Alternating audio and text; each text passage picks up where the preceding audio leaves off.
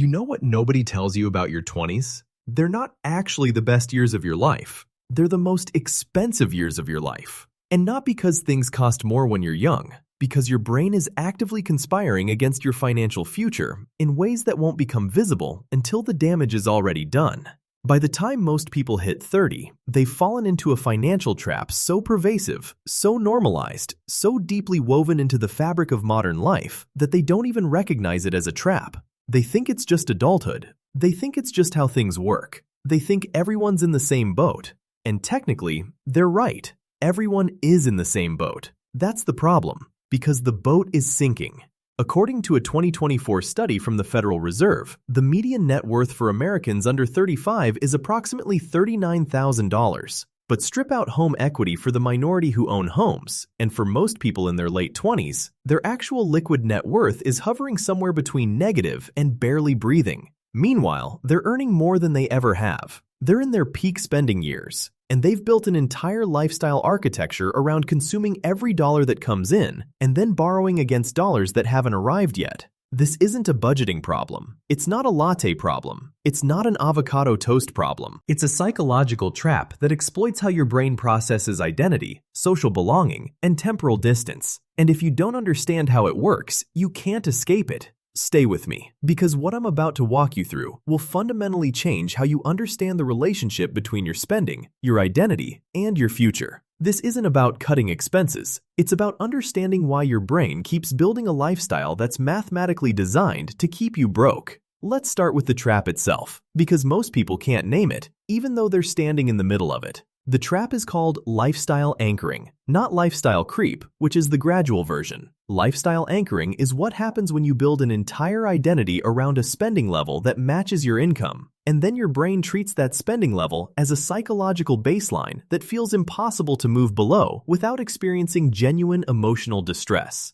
Here's how it works. You graduate college making $40,000. You get a nicer apartment than you had in school. You buy better clothes. You eat at real restaurants. You get the car payment. You upgrade your phone. None of these individual decisions feel irresponsible. They feel earned. They feel like progress. They feel like what adults do. Then you get a raise to $55,000. And instead of saving the $15,000 difference, you upgrade again. Better apartment, better neighborhood, better car, better everything. Not dramatically better, just incrementally better. Each upgrade small enough to feel reasonable in isolation. By the time you're 28 or 29, earning $70,000 or $80,000, you're spending $68,000 or $75,000. You're saving almost nothing, and you couldn't explain where the money goes because it doesn't go anywhere dramatic. It goes everywhere. It seeps into subscriptions you forgot about, into a rent payment that's $400 more than it needs to be, into a car payment for a vehicle that's $15,000 more expensive than what would get you to work just fine, into dining habits that run $800 a month when $300 would feed you well. And here's the psychological mechanism that makes this a trap instead of just a pattern. Your brain has now anchored your identity to this spending level. You're not just spending $75,000 a year. You're someone who lives in that neighborhood, drives that car, eats at those restaurants, wears those brands, takes those trips. Your social circle has calibrated around this version of you. Your self-image has calibrated around this version of you. And downgrading any of it doesn't feel like a financial adjustment. It feels like a demotion. It feels like failure. It feels like going backward.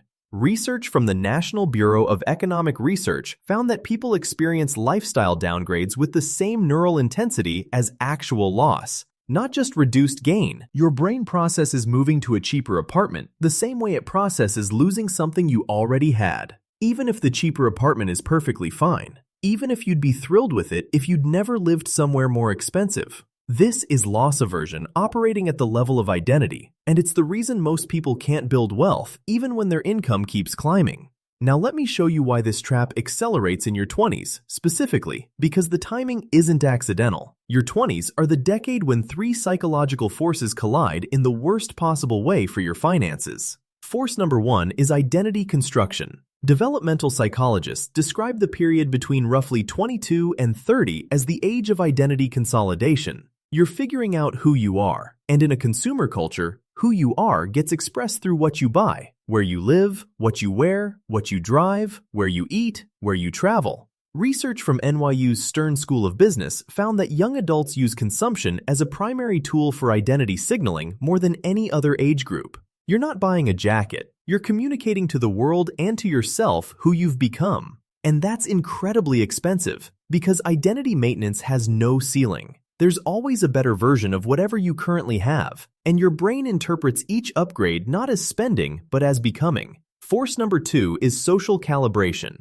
Your 20s are when your primary social network shifts from childhood friends to professional peers, romantic partners, and aspirational communities. And each of those new relationships comes with implicit spending expectations. Research from the Quarterly Journal of Economics found that people's spending patterns correlate more strongly with their social circle's spending than with their own income level. You don't spend based on what you earn. You spend based on what the people around you spend. If your coworkers eat lunch out every day, you eat lunch out every day. If your friends take international vacations twice a year, you take international vacations twice a year. Not because you consciously decided to, because social belonging is a survival need, and your brain will sacrifice financial security to maintain it without asking your permission.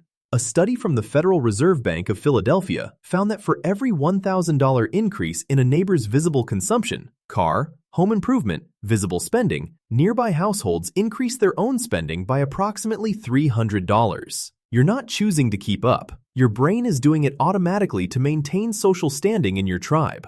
Force number 3 is temporal discounting, and this is the one that makes the whole trap mathematically devastating. Your 20s are when compound interest is most powerful and most invisible. Research from Princeton University on temporal discounting shows that people under 30 discount future financial outcomes more heavily than any other age group. A dollar at age 60 feels almost imaginary to a 25-year-old. It's too far away, too abstract, too uncertain to compete with the very real, very present pleasure of spending today. But here's the math that should terrify you. If you invest $500 per month starting at age 25, at a historical average return of roughly 7%, by age 60, you have approximately $950,000. If you start the exact same investment at age 30, just 5 years later, you have roughly $640,000. That 5-year delay cost you $310,000, not because you did anything wrong at 30, because you did nothing at 25. Those 5 years of lifestyle anchoring in your 20s, the years when you were building identity through consumption instead of building wealth through automation, those years have a compound cost that most people don't calculate until it's too late to recover without dramatic intervention. And that's the trap. Your 20s are simultaneously when building wealth is cheapest and when your brain is least equipped to prioritize it. Identity construction pulls you towards spending, social calibration normalizes overspending, and temporal discounting makes the future consequences feel irrelevant. By 30, the anchor is set, and pulling it up requires fighting your identity, your social circle, and your brain's wiring simultaneously. So how do you escape? Not with willpower, not with discipline, not with another budgeting app. You escape by understanding the psychology well enough to build systems that work around it. And there are 5 specific strategies that behavioral economics research suggests are the most effective. Strategy 1. Automate wealth building before your brain can intervene. This is the single most important financial decision you will make in your 20s, and it takes about 15 minutes. Set up automatic transfers from your paycheck to investment accounts before the money ever hits your checking account. The amount matters less than the automation. Research from Brigham Young University found that people who automated savings of even small amounts in their 20s accumulated significantly more wealth by their 40s than people who manually saved larger amounts inconsistently. Why? Because of what behavioral economists call the default effect. Your brain treats whatever happens automatically as the baseline. If $500 disappears from your paycheck before you see it, your brain adjusts to living on what remains. It doesn't feel like sacrifice because you never experienced having that money in the first place. But if that same $500 sits in your checking account and you have to manually decide to transfer it, your brain treats that as a loss. And loss aversion kicks in, and you find a reason not to do it this month. Just this once. You'll catch up next month. Except you won't. The automation has to happen first, before lifestyle anchoring sets in, before your brain calibrates to the full paycheck. Because once the anchor is set, every dollar you redirect to savings feels like it's being taken from you, not given to your future. Strategy 2. Anchor your identity to net worth, not lifestyle. This is the psychological reframe that changes everything. Most people measure their financial progress by visible lifestyle markers. The apartment, the car, the vacations, the wardrobe. These are what economists call positional goods, things whose value comes partly from how they compare to what others have. But research from the University of Warwick found that people who measure financial success by net worth rather than lifestyle quality report higher financial satisfaction and lower financial stress, even when their visible lifestyle is more modest than their peers. Why? Because net worth is a game you can win privately. Nobody sees your investment account balance. Nobody knows what your savings rate is. And because it's invisible, it's not subject to social comparison pressure. Your brain doesn't feel the need to compete because there's nothing to display. The practical version of this is simple. Check your net worth monthly, track it, watch it grow. Make that number the metric you care about, not the square footage of your apartment or the badge on your car. Research from the University of Pennsylvania found that people who tracked net worth regularly experienced the same dopamine reward from watching it increase as others got from purchasing new items.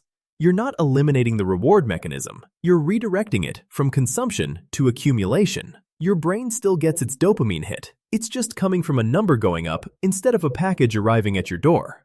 Strategy 3.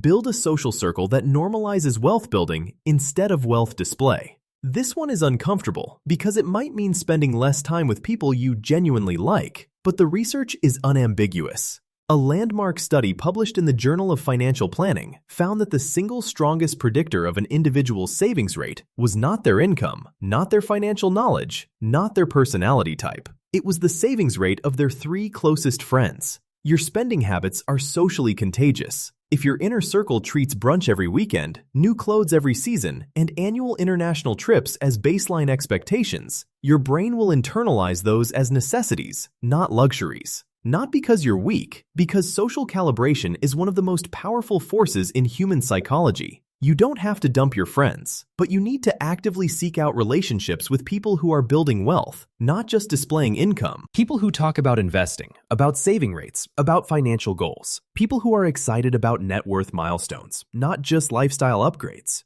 Because your brain will calibrate to whatever environment you put it in. And if that environment normalizes a 30% savings rate instead of a 3% savings rate, the behavioral shift happens almost automatically.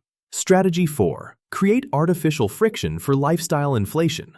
Here's what behavioral economics teaches us about spending. The easier it is to spend, the more you spend. That sounds obvious, but most people have optimized their lives for spending ease. One-click purchasing, saved credit cards on every website, tap to pay on your phone, subscriptions that auto-renew without you ever looking at them. The entire infrastructure of modern commerce is designed to make spending frictionless. Research from MIT's Sloan School of Management found that people spend up to 100% more when using credit cards versus cash, not because they're irrational, but because the pain of paying is reduced when the transaction is abstract. You don't feel the loss the same way. So the strategy is to deliberately add friction back into the spending process. Remove saved credit cards from websites. Institute a 72-hour rule for any purchase over $50. Delete shopping apps from your phone. Use cash for discretionary categories. Unsubscribe from every marketing email and every brand's social media account. Each layer of friction gives your prefrontal cortex time to engage before your impulse brain completes the transaction. According to research from Carnegie Mellon, even a 10-second delay between wanting something and being able to buy it reduces impulse purchases by over 40%.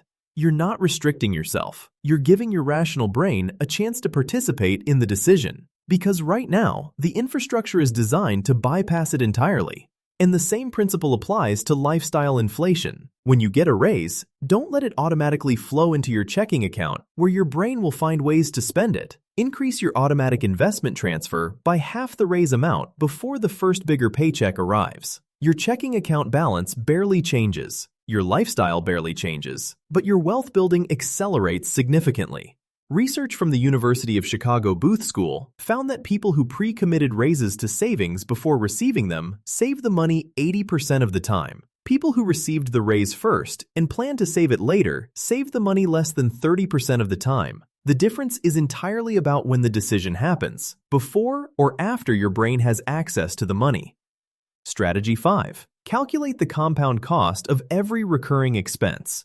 This is the reframe that turned my financial thinking upside down. Most people evaluate expenses by their monthly cost. $200 for that subscription bundle, $150 for that gym you go to twice a month, $400 for that car payment upgrade you didn't need. But when you calculate the compound cost, the amount that money would be worth if invested over 20 or 30 years instead of spent, the psychology of the decision changes completely. That $200 monthly subscription bundle, over 30 years at 7% average returns, that's roughly $227,000 of future wealth you're trading for convenience and entertainment today. That unnecessary $400 car payment upgrade? Over 30 years, that's approximately $454,000, not $400 a month, $454,000 of lifetime wealth. Research from Princeton on decision framing found that when people were shown the long-term compound cost of recurring expenses, they reduced discretionary spending by an average of 22% without any additional intervention. The information alone changed the behavior because it changed how the brain framed the decision. You're not paying $200 a month for streaming. You're choosing $200 a month of entertainment over $227,000 of future financial freedom. Both are valid choices, but you should make them consciously, not by default. And here's where all 5 strategies converge into something bigger than money, because this isn't really about building wealth. It's about something more fundamental: agency, control over your own life. Research from the University of Cambridge on financial stress found that the primary source of money-related anxiety isn't being broke. It's feeling trapped, feeling like you have no options, feeling like you can't leave a job you hate, can't take a risk on something you love, can't handle an unexpected expense without going into debt. And that's exactly what lifestyle anchoring creates. A life that looks successful from the outside, but feels like a prison from the inside. High income, high spending. No margin, no flexibility, no freedom. The people who escape this trap by 30, they don't necessarily earn more. They don't live dramatically different lives. They just have margin, breathing room, options. And that margin is the foundation of every meaningful financial decision that follows. The ability to weather a job loss without panic, the ability to invest in a business, the ability to say no to work that drains you, the ability to say yes to opportunities that excite you. That's what compound interest actually buys you, not just money, time, freedom, the ability to make choices based on what you want instead of what you owe. And here's what